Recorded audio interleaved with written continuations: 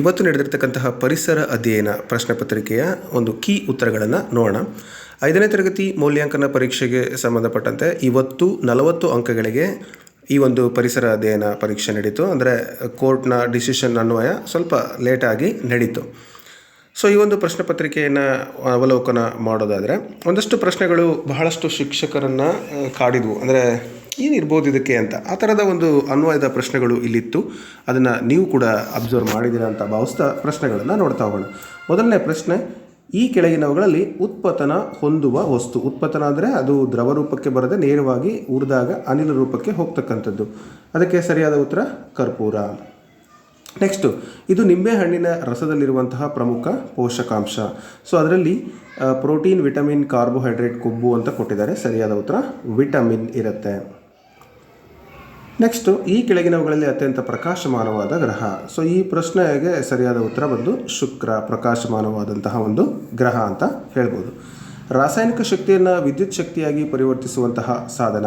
So ರಾಸಾಯನಿಕ ಶಕ್ತಿ ವಿದ್ಯುತ್ ಶಕ್ತಿಯಾಗಿ ಪರಿವರ್ತನೆ ಆಗ್ತಕ್ಕಂಥದ್ದು ವಿದ್ಯುತ್ ಕೋಶದಲ್ಲಿ. ಇನ್ನು ಇದು ಕರ್ನಾಟಕದ ಪ್ರಮುಖ ನೃತ್ಯ ಪ್ರಕಾರ. ಯಾವುದು ಕರ್ನಾಟಕದಲ್ಲಿ ಪ್ರಮುಖ ನೃತ್ಯ ಪ್ರಕಾರ ಅಂದರೆ ಅದು ಯಕ್ಷಗಾನ. ದ್ರವರೂಪದ ಮೂಲ ವಸ್ತು ಅಂತ ಕೇಳಿದರೆ ಪಾದರಸ.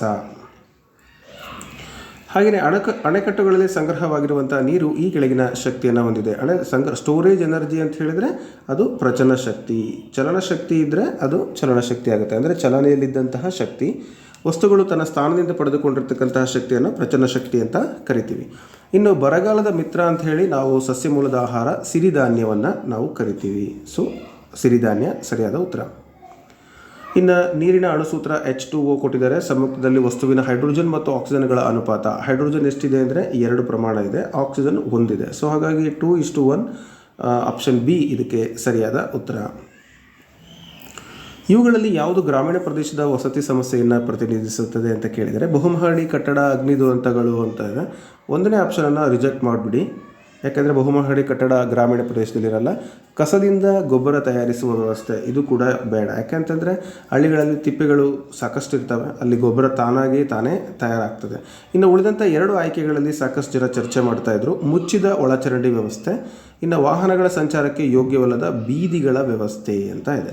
ಸೊ ಇದಕ್ಕೆ ಬಹಳಷ್ಟು ಜನ 2 ಉತ್ತರಗಳ ಬಗ್ಗೆ ಒಂದು ಡೌಟ್ಗಳನ್ನು ವ್ಯಕ್ತಪಡಿಸ್ತಾ ಇದ್ರು. ಸೊ ಹಾಗಾಗಿ ಇದಕ್ಕೆ ಸರಿಯಾದ ಉತ್ತರ ಯಾವುದು ಅಂತ ಎಲ್ಲರೂ ಡಿಸಿಷನ್ಗೆ ಬರೋಕ್ಕಾಗಲಿಲ್ಲ. ಬಟ್ ನನಗನ್ಸುತ್ತೆ ವಾಹನ ಸಂಚಾರಕ್ಕೆ ಯೋಗ್ಯವಲ್ಲದ ಬೀದಿಗಳು ಅಥವಾ ಮುಚ್ಚಿದ ಒಳಚರಂಡಿ ವ್ಯವಸ್ಥೆ. ಇದರಲ್ಲಿ ಮುಚ್ಚಿದ ಒಳಚರಂಡಿ ವ್ಯವಸ್ಥೆಯನ್ನು ನಾವು ತಗೋಬೇಕಾಗುತ್ತೆ. ಯಾಕೆಂದರೆ ನಗರಗಳಲ್ಲಿ ಈ ಸಮಸ್ಯೆಗಿಂತ ಹಳ್ಳಿಗಳಲ್ಲಿ ಹೆಚ್ಚಿನದಾಗಿ ಈ ಥರದ ಸಮಸ್ಯೆ, ಒಳಚರಂಡಿ ವ್ಯವಸ್ಥೆ ಕಡಿಮೆ ಇರುತ್ತೆ ಅನ್ನೋದು. ಮತ್ತು ಎಸ್ಪೆಷಲಿ ಇದು ವಸತಿ ಸಮಸ್ಯೆ ಅಂತ ಹೇಳಿದಾಗ ಚರಂಡಿ ಬರುವಂಥದ್ದು ವಸತಿಗೆ ಸಂಬಂಧಪಟ್ಟಂತೆ ಆಗುತ್ತಲ್ವ. ಸೊ ಹಾಗಾಗಿ ಈ ಒಂದು ಉತ್ತರವನ್ನು ನಾನು ಆಯ್ಕೆ ಮಾಡಿಕೊಂಡಿದ್ದೀನಿ.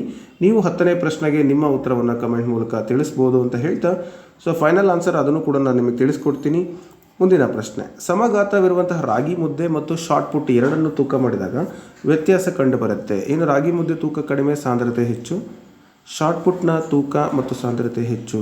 ಇಲ್ಲಿ ಸರಿಯಾದ ಉತ್ತರ ಶಾರ್ಟ್ ಪುಟ್ನ ತೂಕ ಹೆಚ್ಚು ಮತ್ತು ಸಾಂದ್ರತೆ ಹೆಚ್ಚು ಅಂತಕ್ಕಂಥದ್ದು. ನೆಕ್ಸ್ಟು, ನಾವು ಸೇವಿಸುವಂಥ ಆಹಾರಕ್ಕೆ ಸಂಬಂಧಿಸಿದ ಹೇಳಿಕೆಗಳನ್ನು ಈ ಕೆಳಗೆ ನೀಡಲಾಗಿದೆ, ಅವುಗಳಲ್ಲಿ ತಪ್ಪಾದ ಹೇಳಿಕೆಯನ್ನು ಗುರುತಿಸಿ ಅಂತ.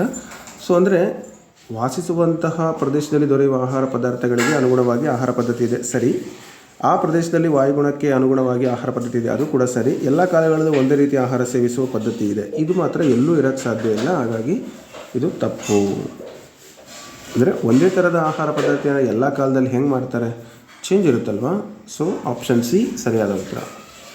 ನೆಕ್ಸ್ಟು, ಧಾತು ಎಂದರೇನು, ಆಮ್ಲಜನಕದ ಸಂಕೇತವನ್ನು ಬರೆಯಿರಿ. ನಮ್ಮ ರಾಷ್ಟ್ರ ಲಾಂಛನ ಯಾವುದು, ಅದರ ಒಂದು ಗುಣಲಕ್ಷಣ ಬರೆಯಿರಿ. ದ್ವೀಪ ಮತ್ತು ಪರ್ಯಾಯ ದ್ವೀಪಗಳಿಗೆ ವ್ಯತ್ಯಾಸ ತಿಳಿಸಿ. ಈ 3 ಪ್ರಶ್ನೆಗಳಿಗೆ ಉತ್ತರವನ್ನು ನಾನು ನಿಮಗೆ ಒಂದೇ ಕಡೆ ತೋರಿಸ್ತೇನೆ, ನೋಡ್ಬೋದು ನೀವು ಇಲ್ಲಿ. ಸೊ ಎಸ್, ಇಲ್ಲಿ ಪ್ರಶ್ನೆಗಳನ್ನು ನೋಡಿ. ಧಾತು ಅಂದರೆ ಅತಿ ಸೂಕ್ಷ್ಮ ಕಣಗಳು. ಇವುಗಳು ಒಂದೇ ಲಕ್ಷಣಗಳನ್ನು ಹೊಂದಿರತಕ್ಕಂಥ ಕಣಗಳಾಗಿವೆ. ಅಂದರೆ ಒಂದೇ ಲಕ್ಷಣಗಳನ್ನು ಹೊಂದಿದ ಅತಿ ಸೂಕ್ಷ್ಮ ಕಣಗಳನ್ನು ಧಾತು ಎಂದು ಹೇಳ್ಬೋದು. ಆಮ್ಲಜನಕದ ಸಂಕೇತ O ಆಗಿದೆ. ನೆಕ್ಸ್ಟು, ಇದನ್ನು ಕೇಳಿದರು, ಏನು ನಮ್ಮ ರಾಷ್ಟ್ರ ಲಾಂಛನ ಯಾವುದು ಅಂತ. 4 ಸಿಂಹಗಳುಳ್ಳ ಸಿಂಹ, 4 ಸಿಂಹದ ಮುಖಗಳುಳ್ಳ ಸಿಂಹ, ಬೋಧಿಯು ನಮ್ಮ ರಾಷ್ಟ್ರ ಲಾಂಛನವಾಗಿದೆ ಅಂತ ಹೇಳ್ಬೋದು. ಸೊ ಅದಕ್ಕೆ ರಿಲೆವೆಂಟಾಗಿ ಲಕ್ಷಣ ಬರೀರಿ ಅಂದಿದ್ರು. ಸೊ ನೋಡ್ತಾ ಇದ್ದೀರಾ, ಅದರ ಲಕ್ಷಣ ಈ ರೀತಿ ಹೇಳ್ಬೋದು ನಾವು. ಲಾಂಛನವು ಒಂದು ವೃತ್ತಾಕಾರದ ಹಾಸುಗಳಲ್ಲಿನ ಮೇಲೆ ಅಲಂಕರಿಸಿದ್ದು, ಓಡುತ್ತಿರುವಂತಹ ಕುದುರೆ, ಎತ್ತು, ಆನೆ ಮತ್ತು ಸಿಂಹದ ಆಕೃತಿಗಳು ಧರ್ಮಚಕ್ರದ ಜೊತೆಯಲ್ಲಿ ಪರ್ಯಾಯವಾಗಿ ಹಾಸುಗಲ್ಲಿನ ಮೇಲೆ ಕೆತ್ತಲ್ಪಟ್ಟಿದೆ ಅಂತಕ್ಕಂಥದ್ದು. ಸೊ ಇದು ನೀವು ಯಾವ ಥರ ಬೇಕಾದಂದರೆ ಮಕ್ಕಳು ಬುಕ್ಕಲ್ಲಿ ಇರೋ ಥರನೇ ಬರಿಬೋದು, ಅಥವಾ ಈ ರೀತಿ ಕೂಡ ಉತ್ತರಗಳನ್ನು ಬರೆದಿರ್ಬೋದು. ಮುಂದಿನ ಪ್ರಶ್ನೆ, ದ್ವೀಪ ಮತ್ತು ಪರ್ಯಾಯ ದ್ವೀಪ ಅಂತ ಕೇಳಿದ್ರಲ್ವ. ದ್ವೀಪ ಅಂದರೆ ಸುತ್ತಲೂ ನೀರಿದ್ದು ಒಂದು ಕಡೆ ಭೂಮಿ ಇದ್ದರೆ ಅದನ್ನು ದ್ವೀಪ ಅಂತ ಕರಿತೀವಿ. ಇನ್ನು 3 ಕಡೆ ನೀರಿದ್ದು ಒಂದು ಕಡೆ ಭೂಮಿ ಇದ್ದರೆ ಅದನ್ನು ಪರ್ಯಾಯ ದ್ವೀಪ ಅಂತ ಕರಿತೀವಿ. ಉದಾಹರಣೆಗೆ ಅಂಡಮಾನ್ ನಿಕೋಬಾರ್ ದ್ವೀಪಗಳು, ಲಕ್ಷದ್ವೀಪಗಳು ಬರೀಬೋದು. ಇದು ಭಾರತ ಪರ್ಯಾಯ ದ್ವೀಪಕ್ಕೆ ಒಂದು ಉದಾಹರಣೆಯಾಗಿದೆ. ಇದನ್ನು ಇಂಗ್ಲೀಷ್ನಲ್ಲಿ ನಾವು ಐಲ್ಯಾಂಡ್ ಅಂತ ಕರೆದ್ರೆ, ದ್ವೀಪನ ಇದನ್ನು ಪೆನಿನ್ಸುಲಾ ಅಂತ ಕರಿತೀವಿ. ನೆಕ್ಸ್ಟ್, ಘನ ದ್ರವ ಅನಿಲಗಳನ್ನು ಸರಿಯಾಗಿ ಪಟ್ಟಿ ಮಾಡಿ ಅಂತ ಒಂದು ಪ್ರಶ್ನೆ ಇತ್ತು. ಘನಕ್ಕೆ ಕಟ್ಟಿಗೆ ಸಕ್ಕರೆ ಪುಡಿ, ದ್ರವಕ್ಕೆ ನೀರು, ಅನಿಲಕ್ಕೆ ಗಾಳಿ ಅಂತ ಹೇಳ್ಬೋದು. ಸೊ 16ನೇ ಪ್ರಶ್ನೆ, ಘನ ದ್ರವ ಅನಿಲ ಅಂದರೆ ಸ್ಥಿತಿಗಳನ್ನು ವರ್ಗೀಕರಿಸಿ ಹೇಳ್ತಕ್ಕಂಥದ್ದು ಬರೆದಿದ್ದೀವಿ. ಇನ್ನು ಜಂಕ್ ಫುಡ್ಗಳಿಂದ ಮಾನವನ ಆರೋಗ್ಯದ ಮೇಲೆ ಉಂಟಾಗುವ ಯಾವುದಾದ್ರು 2 ದುಷ್ಪರಿಣಾಮಗಳನ್ನು ಬರೀರಿ. ಭಾಳಷ್ಟು ಮಕ್ಕಳು ಬರೀತಾರೆ ಇದರಿಂದ ಏನಾಗುತ್ತೆ ಅಂತಕ್ಕಂಥದ್ದು, ಅಥವಾ ನೀವು ಓನಾಗಿ ಕೂಡ ಏನಾದರೂ ಉತ್ತರಗಳನ್ನು ಬರೀಬೋದು. ನಾನು ಉತ್ತರಗಳನ್ನು ಡಿಸ್ಪ್ಲೇ ಮಾಡ್ತೇನೆ. ಇನ್ನು ಬೆಂಗಳೂರಿನಂತಹ ಬೃಹತ್ ನಗರಗಳಲ್ಲಿ ಜನರು ವೈಯಕ್ತಿಕ ವಸತಿಗಿಂತ ಸಾಮೂಹಿಕ ವಸತಿಗಳಿಗೆ ಒಲವು ತೋರ್ತಾರೆ. ಇದಕ್ಕೆ ಯಾವುದಾದ್ರೂ 2 ಕಾರಣಗಳನ್ನು ಬರೀರಿ. ಇನ್ನು ಭೂಮಿಯ ಮೇಲಿನ ಎಲ್ಲ ಶಕ್ತಿಗಳ ಮೂಲ ಆಕಾರವನ್ನು ಬಳಸಿ ಕೆಲಸ ಮಾಡಬಹುದಾದ ಯಾವುದಾದ್ರೂ 4 ಸಾಧನಗಳನ್ನು ತಿಳಿಸಿ. ಸೊ ಒಟ್ಟು 17ರಿಂದ 19ರವರೆಗಿನ ಪ್ರಶ್ನೆಗಳಿಗೆ ಉತ್ತರವನ್ನು ನಾವಿಲ್ಲಿ ನೋಡೋಣ.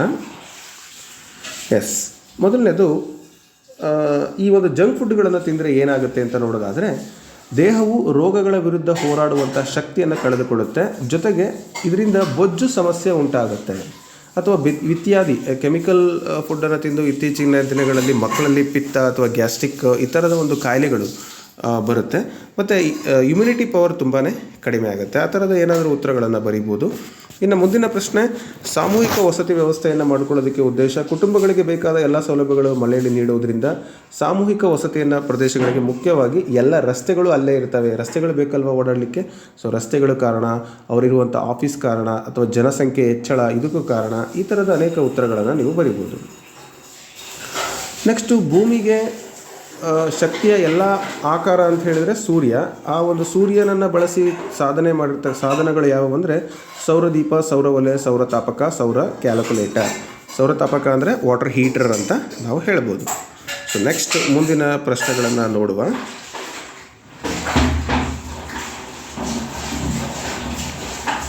19ರ ಪ್ರಶ್ನೆಗಳವರೆಗೆ ನಾವು ಡಿಸ್ಕಷನ್ ಮಾಡಿದ್ದೀವಿ. 20ನೇ ಪ್ರಶ್ನೆ ನೋಡಿ, ನಿಸರ್ಗದ ಸಂಪತ್ತಾದ ಇಂಧನಗಳನ್ನು ಬಳಸುವಾಗ ಯಾವ ಎಚ್ಚರಿಕೆ ಕ್ರಮಗಳನ್ನು ತೆಗೆದುಕೊಳ್ಳಬೇಕು?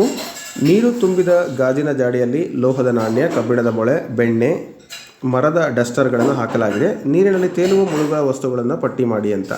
ನೋಡಿ, ಲೋಹದ ನಾಣ್ಯ, ಕಬ್ಬಿಣದ ಮೊಳೆ ಮುಳುಗುತ್ತೆ, ಬೆಣ್ಣೆ, ಡಸ್ಟರ್ ತೇಲುತ್ತೆ. ಇಷ್ಟೇ ಸಿಂಪಲ್. ಇನ್ನು ಪ್ರಸ್ಥಭೂಮಿ ಯಾವುದಾದ್ರೂ 2 ಅನುಕೂಲಗಳನ್ನು ಬರೀರಿ. ಓಕೆ. ಇನ್ನು ಕೆರೆಯನ್ನು ಶುದ್ಧೀಕರಣ ಮಾಡಬೇಕಾಗಿದೆ ಊರಲ್ಲಿ, ಅದಕ್ಕೆ ಮಾಡದಿದ್ದರೆ 4 ಪರಿಣಾಮಗಳನ್ನು ಬರೀರಿ ಅಂತ ಕೊಟ್ಟಿದ್ದಾರೆ. ಇನ್ನು ಸೌರವ್ಯೂಹದ ಚಿತ್ರ ಬರೆದು ಅತ್ಯಂತ ದೊಡ್ಡ ಗ್ರಹ ಗುರು, ನಾವು ವಾಸಿಸುವ ಗ್ರಹ ಭೂಮಿ, ಕೆಂಪು ಗ್ರಹ ಮಂಗಳ, ಇವುಗಳನ್ನು ತೋರಿಸಿ ಅಂತ ಅವರು ಹೇಳಿದ್ದಾರೆ. ಸೊ ಈ ಎಲ್ಲವಕ್ಕೂ ಉತ್ತರಗಳನ್ನು ನಾನಿಲ್ಲಿ ನಿಮಗೆ ಡಿಸ್ಪ್ಲೇ ಮಾಡ್ತಾ ಹೋಗ್ತೀನಿ, ನೋಡ್ಬೋದು. ಸೊ ಇಂಧನಗಳಿಗೆ ಸಂಬಂಧಪಟ್ಟಂತೆ ಪ್ರಶ್ನೆ ಏನು ಕೊಟ್ಟಿದ್ರು, ಅದಕ್ಕೆ ಮುಗಿದು ಹೋಗುವ ಸಂಪನ್ಮೂಲಗಳಾಗಿರ್ತವೆ, ಅದಕ್ಕೆ ಪರ್ಯಾಯ ಇಂಧನಗಳನ್ನು ನಾವು ಬಳಸ್ಕೋಬೇಕು. ಇಂಧನಗಳು ಹೆಚ್ಚಾಗಿ ಬಳಸೋದ್ರಿಂದ ಮುಂದಿನ ಪೀಳಿಗೆಗೆ ಅವುಗಳ ಲಭ್ಯತೆ ಕಡಿಮೆ ಆಗುತ್ತೆ. ಇನ್ನು ಇಂಧನಗಳು ಪೋಲಾಗದಂತೆ ಸುರಕ್ಷಿತವಾಗಿ ಮತ್ತು ಜಾಗರೂಕತೆಯಿಂದ ಬಳಸಬೇಕು. ವೈಯಕ್ತಿಕ ವಾಹನಗಳ ಬದಲಾಗಿ ಸಾರ್ವಜನಿಕ ವಾಹನಗಳನ್ನು ಬಳಸಬೇಕು ಅಂತಕ್ಕಂಥದ್ದು. ಇನ್ನು ತೇಲುವ ಮುಳುಗುವ ವಸ್ತುಗಳನ್ನು ನಾನು ಆಗಲೇ ಹೇಳಿದ್ದೆ ನಿಮಗೆ. ಪರ್ಯಾಯ ಪ್ರಸ್ಥಭೂಮಿಯಲ್ಲಿ ಸಮೃದ್ಧ ಖನಿಜ ಸಂಪತ್ತನ್ನು ಹೊಂದಿದೆ ಅದು. ಜೊತೆಗೆ ಕೃಷಿ, ಪ್ರಾಣಿ ಸಾಕಾಣಿಕೆ ಮತ್ತು ಕೈಗಾರಿಕೆಗಳಿಗೆ ಈ ಒಂದು ಪ್ರದೇಶ ಅನುಕೂಲ ಆಗಿದೆ ಅಂತ ನೆನ್ಪಿಟ್ಕೊಳ್ಳಿ. ಮುಂದಿನ ಪ್ರಶ್ನೆ, ನಿಮ್ಮೂರಿನ ಕೆರೆ ಶುದ್ಧೀಕರಣ ಮಾಡದಿದ್ದರೆ ಆಗುವಂಥ ದುಷ್ಪರಿಣಾಮಗಳನ್ನು ಬರೀರಿ ಅಂತ ಕೊಟ್ಟಿದ್ದರು. ಸೊ ಕೆರೆಯ ಶುದ್ಧೀಕರಣ ಮಾಡೋದ್ರಿಂದ ಏನಾಗುತ್ತೆ ಅಂತ ಹೇಳಿದರೆ, ಮಾಡಲಿಲ್ಲ ಅಂತ ಹೇಳಿದರೆ ಕಾಲರ, ಅತಿಸಾರ, ಆಮಶಂಕೆ ಮುಂತಾದ ರೋಗಗಳು ಬರಬಹುದು. ಕಲುಷಿತ ನೀರು ಜಲಚರಗಳ ಸಂತತಿಯನ್ನು ನಾಶಕ್ಕೆ ಕಾರಣ ಆಗ್ಬೋದು, ಅಥವಾ ಕೆರೆ ನೀರು ತುಂಬುವಂಥ ಸಾಮರ್ಥ್ಯ ಕಡಿಮೆ ಆಗುತ್ತೆ. ಯಾಕಂದರೆ ಅಲ್ಲಿ ಗಲೀಜಿತ್ತು ಅಂದರೆ ನೀರು ಹಿಡಿಯುವಂಥ ಕೆಪಾಸಿಟಿ ಕಡಿಮೆ ಆಗುತ್ತೆ. ಜನಬಳಕೆಗೆ ಹಾಗೂ ಕೃಷಿ ಚಟುವಟಿಕೆಗಳಿಗೆ ನೀರು ಯೋಗ್ಯವಾಗಿರುವುದಿಲ್ಲ ಮಾಲಿನ್ಯದಿಂದ. ಇನ್ನು ಮಳೆಗಾಲದಲ್ಲಿ ಮಳೆ ನೀರು ಕೆರೆಯಿಂದ ಹೊರಗೆ ಹೋಗುತ್ತೆ, ಪ್ರವಾಹ ಉಂಟಾಗುತ್ತೆ, ಕೆಪಾಸಿಟಿ ಕಡಿಮೆ ಆಗೋದ್ರಿಂದ. ಇನ್ನು ಬೇಸಿಗೆ ಕಾಲದಲ್ಲಿ ನೀರಿನ ಅಭಾವ ಉಂಟಾಗುತ್ತೆ, ಯಾಕಂದರೆ ಸಾಮರ್ಥ್ಯ ಕಡಿಮೆ ಆದಮೇಲೆ ನೀರಿನ ಅಭಾವ ಖಂಡಿತ ಉಂಟಾಗುತ್ತೆ. ಇನ್ನು ಸೋಲಾರ್ ಸಿಸ್ಟಮ್ ಬರೀರಿ ಅಂತ ಕೊಟ್ಟಿದ್ದರು. ಸೂರ್ಯ, ನಂತರ ಬುಧ, ಶುಕ್ರ, ಭೂಮಿ, ಅಲ್ಲಿ ನಾವು ವಾಸಿಸುವ ಗ್ರಹ ಭೂಮಿ, ಅದನ್ನು ನಾನು 2 ನಂಬರಿಂದ ಮಾರ್ಕ್ ಮಾಡಿ ತೋರಿಸಿದ್ದೀನಿ. ಇನ್ನು ಮಂಗಳ 3 ನಂಬರು, ಅಂದರೆ ಕೆಂಪು ಗ್ರಹ ಅಂತ ಕೊಟ್ಟಿದ್ದಾರೆ. ನೆಕ್ಸ್ಟ್ ಮಂಗಳ ಗುರುಗ್ರಹಗಳ ನಡುವೆ ಕ್ಷುದ್ರ ಗ್ರಹಗಳ ಪಟ್ಟಿ ಇದೆ. ಅದಾದ ನಂತರ ಗುರುಗ್ರಹ ಅತ್ಯಂತ ದೊಡ್ಡ ಗ್ರಹ 1 ಅಂತೇಳಿ ತೋರಿಸಿದ್ದೀನಿ. ಶನಿ, ಯುರೇನಸ್, ನೆಪ್ಚೂನ್, ಈ ರೀತಿ ಸೋಲಾರ್ ಸಿಸ್ಟಮ್ನ ಚಿತ್ರವನ್ನು ವಿದ್ಯಾರ್ಥಿಗಳು ಬರೆದಿರಬೇಕಾಗತ್ತೆ.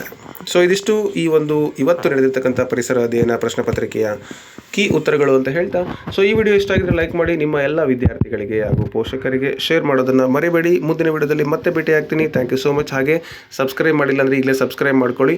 PDF ಬೇಕಾಗಿರ್ತಕ್ಕಂಥವ್ರು PDF ಅಂತ ಕಮೆಂಟ್ ಮಾಡಿ. ಸೊ ನಾನು ಇದರ ಒಂದು PDF ಅನ್ನು ನಿಮಗೆ ಕೊಡೋ ಪ್ರಯತ್ನ ಮಾಡ್ತೀನಿ. ಲಿಂಕನ್ನು ಡಿಸ್ಕ್ರಿಪ್ಷನಲ್ಲಿ ಕೊಡ್ತೀನಿ, ಅಥವಾ ಟೆಲಿಗ್ರಾಮ್ನಲ್ಲಿ ಈ ಒಂದು PDF ಶೇರ್ ಮಾಡ್ತೀನಿ. Thank you.